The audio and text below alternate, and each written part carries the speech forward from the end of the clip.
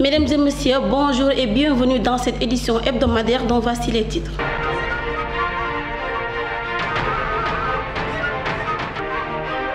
À la une de ces titres, le leader de PASTEF, Ousmane Sonko et Ndeye Khady Ndiaye, ont été condamnés à 2 ans de prison ferme avec une amende de 600 000 francs. Nous aurons plus d'éclaircissements au courant du développement. L'utilisation du téléphone portable peut nuire gravement à la qualité d'écoute et de concentration nécessaire aux activités d'enseignement. Nous écouterons M. Diong, professeur au lycée Mame Cheikh Mbaye Tambacounda, au micro de Maimouna Niang. La manifestation des élèves du lycée Mame Cheikh Mbaye qui les a opposés aux forces de défense et de sécurité a créé le désarroi au quartier Médina Kora. Des grenades lacrymogènes ont été lancées dans des maisons. Nous suivrons un micro-trottoir signé Amina Fa. Mesdames et messieurs, voilà pour les titres. Le développement, c'est après ceci.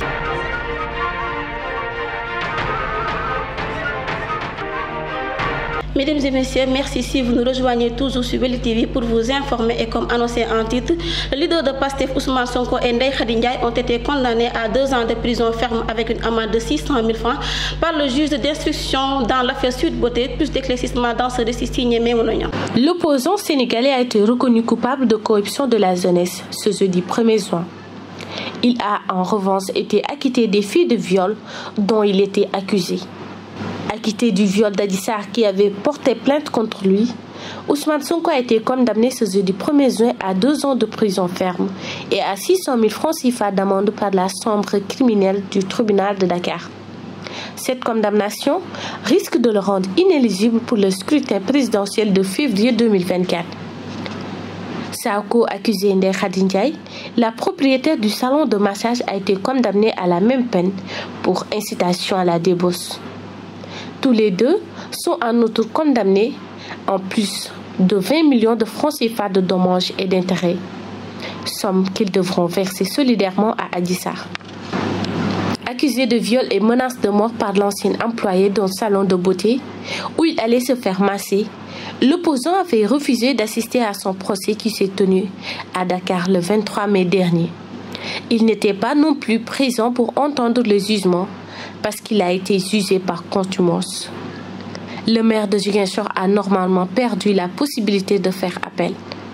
Ses avocats, qui n'ont pas pu s'exprimer au cours de l'audience, étaient néanmoins présents dans la cour pour entendre le jugement. En dépit de l'acquittement prononcé pour les accusations de viol, l'avocat de la plaignante El Hadj Diouf a déclaré qu'Adji Sarr avait gagné. Si Ousmane Sonko n'avait rien fait, il n'aurait pas été condamné à 2 ans ferme de prison et à 600 000 francs CFA d'amende. Il n'a pas été blanchi. Il doit dormir en prison ce soir, a-t-il lancé. Prise à partie à sa sortie de l'audience, Adji Sarr a immédiatement quitté les lieux. La manifestation des élèves du lycée Mame Cheikh Mbaye qui les a opposés aux forces de défense et de sécurité a créé le désarroi. Au quartier Médina Kora, des grenades lacrymogènes ont été lancées dans des maisons. Une situation qu'a dénoncé les habitants des alentours du collège Jean 23 où les élèves voulaient déloger leurs camarades. Suivons ce micro-trottoir d'Amina Fall. Nous, on était là, tranquille, on prenait le petit déjeuner. Tout à coup, on a entendu des bruits, des cris. On est sorti pour voir et on a cru que c'était le fils de ma sœur qui criait. Alors on a vu les élèves du lycée Mame Cheikh Mbaye jeter des cailloux dans l'établissement du Jean 23. Alors nous, on n'a rien à voir avec cette histoire. Vous voyez, ils ont lancé ici des grenades. Regarde, c'est ça. Ils ont lancé des grenades dans la maison. Moi, j'ai couru, j'ai voulu sauter le mur, mais j'y arrivais pas.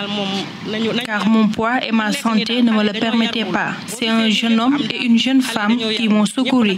Sinon, on allait dire autre chose. En tout cas, si les élèves doivent faire la grève, d'autres n'ont qu'à rentrer chez eux parce que nous, on n'a rien à voir avec cette histoire. On nous a jeté des lacrymogènes et ce n'est pas normal. C'est quelque chose que nous dénonçons. C'est pas joli à voir. C'est vraiment déplorable. On était là, tranquille, on a entendu des cris. Quand je suis sortie, je croyais que c'est mon fils qui criait. Alors on a vu les élèves du lycée Mame Cheikh Mbaye. Ils commençaient à jeter des pierres dans l'école de Jean 23. Alors les policiers ont lancé des grenades lacrymogènes dans la maison. Ma sœur est malade, elle a sauté le mur, elle est asthmatique, elle a fait 4 opérations. Donc c'est vraiment déplorable. Nous, on ne veut pas pas ce genre de choses que ça se répète dans notre quartier. Vous voyez, ils ont lancé des grenades lacrymogènes dans la maison. Alors moi, je ne pouvais rien faire. Je devais secourir ma sœur et je devais aussi me mettre à l'abri. J'ai crié pour dire tout le monde, venez m'aider. Il y a ma sœur qui a piqué une crise. Elle est asthmatique, donc c'est tout à fait normal. Alors nous voulons vraiment que ces choses-là ne se répètent plus jamais. Les élèves du lycée Mam Chambay, si aujourd'hui ma sœur était morte à cause de ce lacrymogène, qu'est-ce que nous allons dire? À présent, parlons éducation. L'utilisation du téléphone portable nuit gravement à la qualité d'écoute et de concentration nécessaire aux activités d'enseignement. Son usage est à l'origine d'une part importante des incivilités et des perturbations au sein des établissements. Considérée comme une sorte de tricherie, une nouvelle application d'intelligence artificielle risque d'avoir un impact majeur et à court terme en éducation. Je vous propose d'écouter M. Diong, professeur au lycée Mam Cheikh Mbaye, au micro de Mémounamia. Nous avons remarqué que les élèves utilisent de manière inconsciente et irrationnelle le téléphone. Parce que l'utilisation irrationnelle et abusive du téléphone peut nuire et comporte également de nombreux dangers. Nous remarquons aujourd'hui, et même dans nos salles de classe, nous qui sommes en contact permanent avec les élèves, nous voyons quotidiennement l'impact que le téléphone a sur l'enfance de l'élève. Il y a des élèves, dès l'instant qu'ils sortent du cours, la première chose qu'ils font, c'est allumer le téléphone. Quand ils sont à la maison, au lieu même de se reposer, d'aller se doucher ou bien même de discuter avec les membres de leur famille, la première chose qu'ils font, c'est d'aller dans leur chambre et allumer, n'est-ce pas, leur connexion. Et aujourd'hui, ce téléphone va jusqu'à, à mon avis, c'est mon humble avis, ça va aliéner même l'enfant. Et le téléphone constitue un danger. Et donc le conseil, le message que je lance à l'endroit des élèves, c'est d'utiliser le téléphone mais à bon escient, pour faire des recherches, pour améliorer leur vocabulaire. Parce que quand on a un téléphone, on peut y installer des applications, apprendre beaucoup de choses, des dictionnaires, n'est-ce pas? Il y a des jeux, comment dirais-je, créatifs qui peuvent améliorer votre intelligence. Mais l'utilisation abusive ou bien irrationnelle du téléphone est un danger et un danger sans précédent pour nos enfants. Par rapport à l'intelligence artificielle, c'est aussi dans le même sens, parce qu'aujourd'hui, nous voyons carrément que la machine, le téléphone remplace l'homme. Quand votre portable se substitue à votre personne, ce portable vous dirige, il vous pousse et il fait des choses que vous ne voulez pas faire. Il pense à votre place, il agit à votre place. Et en l'occurrence, si vous laissez le téléphone avoir un tel impact dans votre vie, il vous domine et il vous écrase et vous devenez même son objet, son sujet. L'intelligence artificielle aujourd'hui gagne du terrain et c'est malheureusement partout, je dis bien partout au Sénégal. On voit que les élèves, même quand ils prennent des photos, même quand ils parlent ou bien ils font une vidéo, ils ne peuvent pas le faire de manière naturelle. Et malheureusement, on ne peut plus voir le côté humain de la personne et le côté artificiel. Ça, c'est un danger. Je pense que les élèves devraient quand même être plus responsables et plus matures et faire très attention pour utiliser, n'est-ce pas, le téléphone de manière rationnelle, de manière correcte. À présent, politique, l'annonce de la venue de la caravane d'Ousmane Sonko dans la commune avait causé beaucoup de remous dans la cité. Des affrontements entre forces de défense et population avaient occasionné beaucoup d'arrestations des responsables de PASTEF. Suivons ce récit signé Amina Fall. Tambacounda, caravane d'Ousmane Sonko, des heures et des arrestations notées. Réputée de ville toujours calme et proche du pouvoir, Tambacounda a basculé dans la violence ce samedi 27 mai 2023. La ville a perdu sa quiétude légendaire, naturellement très docile. Les populations se sont rebellées. Elles ont affronté forces de défense et de sécurité. Certains quartiers sans dessus-dessous. Les populations se sont dites outrées du fait qu'il leur est refusé la liberté d'accueillir en toute quiétude le président Ousmane Sonko. S'en est suivi un véritable branle-bas, 35 jeunes en détention. Même si Ousmane Sonko n'est pas parvenu à entrer dans la commune, il faut noter que ça a chauffé ce samedi à Tambacounda. Dans certains quartiers, il y a noté des affrontements entre forces de défense et de sécurité et les populations. Bien entendu, des tirs nourris de grenades lacrymogènes ont été entendus à Dialobougou, Pont, Afia, Medina Koura et d'autres quartiers. Les populations ont voulu manifester. Les forces de défense et de sécurité déterminées à disperser les jeunes pour rétablir l'ordre ont tiré des grenades lacrymogènes. Ça n'a pas été de tout repos. Un seul mobile a semblé motiver les jeunes, le fait de se voir interdire la liberté d'accueillir leur mentor, le président du PASTEF, Ousmane Sonko.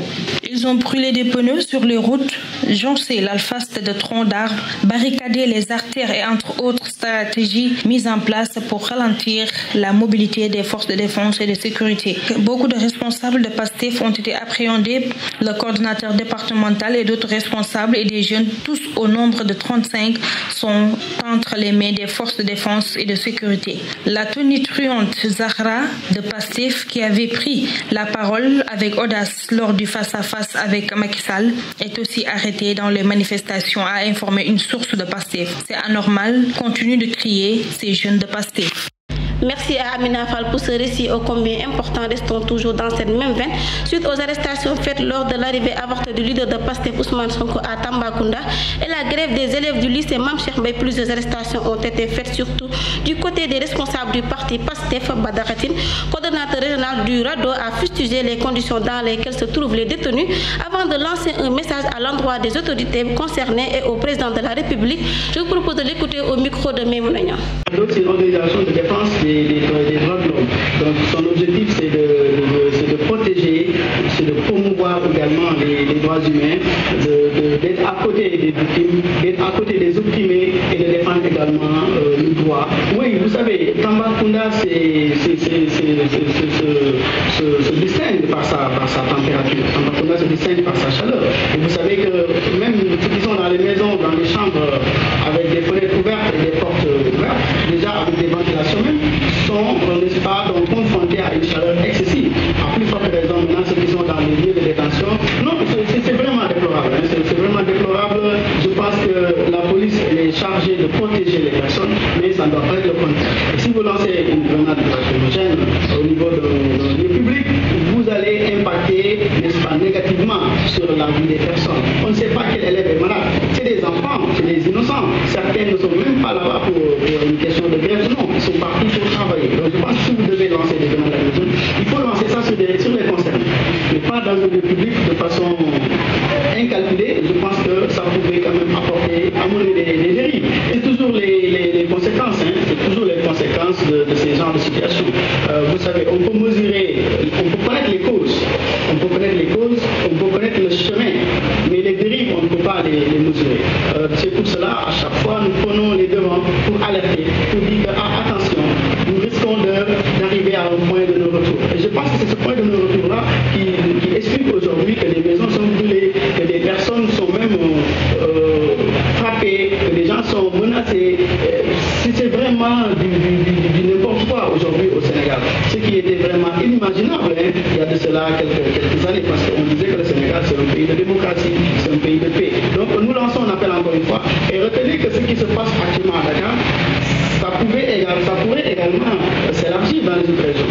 Si on ne prend pas garde, si on ne se lève pas très tôt avant qu'il ne soit trop tard, il faut qu'on alerte, il faut qu'on lance un appel au niveau local déjà. Nous lançons un appel aux autorités, le gouverneur, le procureur, le préfet et le commissaire, toutes les autorités en tout cas compétentes en la matière pour pouvoir vraiment apporter des mesures d'apaisement, pouvoir libérer ces élèves-là et ces enseignants-là et ces détenus également qui sont de l'opposition. Au niveau national aussi, nous lançons un appel à l'autorité suprême qui est le président de la République pour qu'il puisse vraiment apporter aussi des mesures d'apaisement, qu'il puisse savoir qu'il est le chef de l'État, qu'il a prêté serment pour protéger les citoyens sénégalais, pour protéger également le Sénégal en tant que tel, et qu'il n'est pas un chef d'un parti, mais il est le président de la République qui est censé protéger les personnes et leurs biens. Et aujourd'hui, je pense que c'est la première personne qui est interpellée, qui doit intervenir le plus rapidement possible. Voilà qui met fin à cette édition, mesdames et messieurs. Merci de l'avoir suivi. Merci à l'équipe technique et rédactionnelle qui ont participé à la bonne réalisation de ce journal. Quant à moi, je vous donne rendez-vous à la semaine prochaine pour un nouveau tour de l'actualité du Sénégal oriental.